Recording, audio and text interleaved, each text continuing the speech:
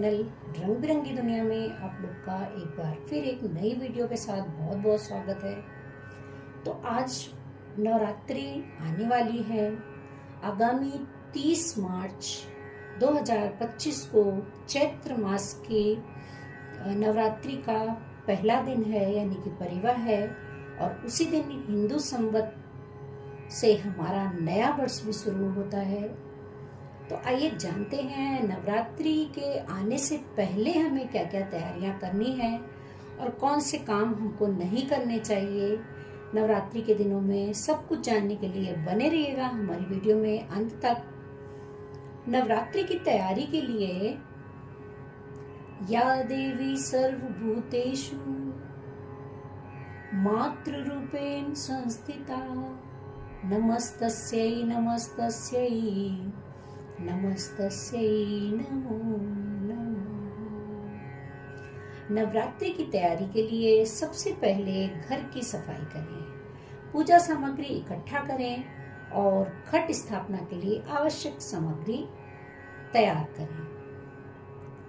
यहाँ कुछ बातों का ध्यान आपको विशेष रखना होगा, जैसे सफाई और सजावट। घर को अच्छे से साफ सुथरा करके देवी दुर्गा के स्वागत के लिए उसको सजाएं, फूल मालाओं से पूरे घर को व्यवस्थित करें, सुंदर सजावट करें। पूजा के लिए आवश्यक सामग्री जैसे दीपक, धूप, अगरबत्ती, चंदन, फूल, कुमकुम, नारियल, कलश, फल, मिठाई, कपूर, लौंग इत्यादि पहले से ही खरीदकर घर में रख लेनी चाहिए। यदि आप घट स्थापना करते हैं तो उसके लिए मिट्टी का पात्र, जौ के बीज, पानी, गंगाजल, सिक्का, रोली, हल्दी गांठ, दूर्वा, सुपारी, कलावा, नारियल, कौड़ी, ये सब पहले से ही मंगाकर रख लेनी चाहिए। नवरात्रि के दौरान सात्विक भोजन करना चाहिए, तामसिक भोजन से हमेशा परहेज करना चाहिए। दुर्गा सप्तशती के पाठ के लिए दुर्गा सप्तशती अगर आपके घर में है तो बहुत अच्छी बात है, नहीं है तो पहले से ही मंगाकर घर में रख लें। माता के बीज मंत्र का और शाबर मंत्रों का जाप करें। साफ सुथरे कपड़े पहने, खासकर पूजा के समय तो वस्त्र बदल कर ही दिया बाती करें। व्रत रखने वाले लोगों को दिन में कभी सोना नहीं चाहिए, यह नवरात्रि में बिल्कुल वर्जित है। नवरात्रि के व्रत का पारण कन्या पूजन के बाद ही किया जाता है। तो सबसे पहले माता रानी को कन्या के रूप में जिमाएं, उसके बाद ही नवरात्रि के व्रत का पारण करें। कुछ लोग परिवा और अष्टमी ही रहते हैं, तो अष्टमी के दिन भी, नवमी के दिन कन्याओं को पूजन करके उसके बाद स्वयं अन्न ग्रहण करना चाहिए। नवरात्रि के दौरान नाखून काटना भी वर्जित है, इसलिए नवरात्रि शुरू होने से पहले ही नाखूनों को काट लेना चाहिए। जैसा कि मैंने आपको बताया, अगर आप व्रत करते हैं तो 9 दिन के व्रत का पहले ही व्यवस्था कर लें, जैसे कूटू का आटा, समाई के चावल, सिंगाड़े का आटा, साबूदाना, सेंधा नमक, फल, आलू, मेवे, मूंगफली आदि सामान पहले से ही मंगवा लें। बाल कटवा लें, नाखून काट लें। नवरात्रि में 9 दिन दाढ़ी मूछ बिल्कुल भी नहीं बनवानी चाहिए, ये शुभ नहीं माना जाता है। हालांकि मुंडन संस्कार को नवरात्रि में शुभ माना जाता है। अगर आपके घर में तामसिक भोजन है तो इन दिनों बिल्कुल भी उसको हटा देना चाहिए। अगर आपके फ्रिज में कुछ नॉन वेज रखा है तो नवरात्रि शुरू होने से पहले ही उसे घर से हटा दें। हो सके तो घर में लहसुन प्याज भी ना रखें। घर के दरवाजे पर स्वास्तिक बना लें।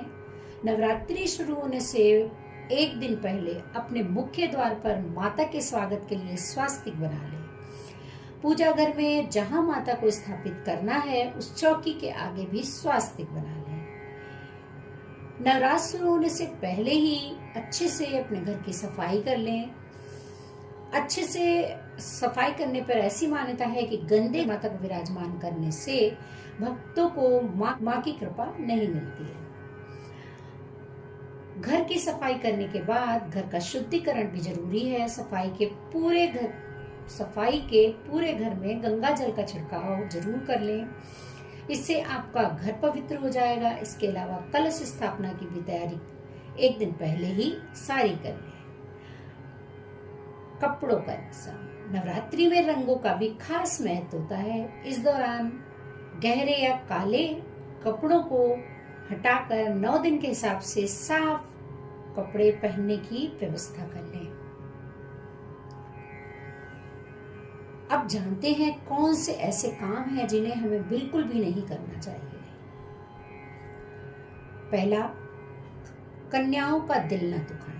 भारतीय परंपरा में कन्याओं को माँ दुर्गा का स्वरूप माना गया है। यही कारण है कि नवरात्रि में कन्या पूजन या कंजका पूजन कर लोग पुण्य की प्राप्ति करते हैं। माना जाता है कि नवरात्रों के दौरान किसी भी कन्या या महिला के प्रति असम्मान का भाव न आने दें।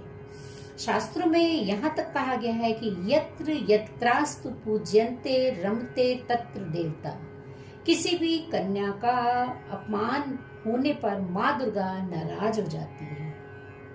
अगर आप उन्हें प्रसन्न रखेंगे, घर की नारी को प्रसन्न रखेंगे, कन्या को प्रसन्न रखेंगे, तो माँ दुर्गा खुश होती है। यदि आपके घर में कलश स्थापना की गई है तो माता की चौकी या अखंड ज्योत जला रखी है तो घर खाली बिल्कुल भी ना छोड़ें, यानी घर में किसी ना किसी का होना बहुत जरूरी है। साथ ही व्रत के दिनों में दिन में सोना भी अच्छा नहीं माना जाता है। कलह झगड़े से दूर रहना चाहिए। नवरात्रों के दिनों में बहुत से लोग व्रत में होते हैं, ऐसे में कलह करने से बचना चाहिए, क्योंकि कलह से व्रतधारी की आत्मा को दुख पहुंचता है, जिससे देवी रुष्ट हो जाती है। ऐसे में कोशिश करें कि हर प्रकार के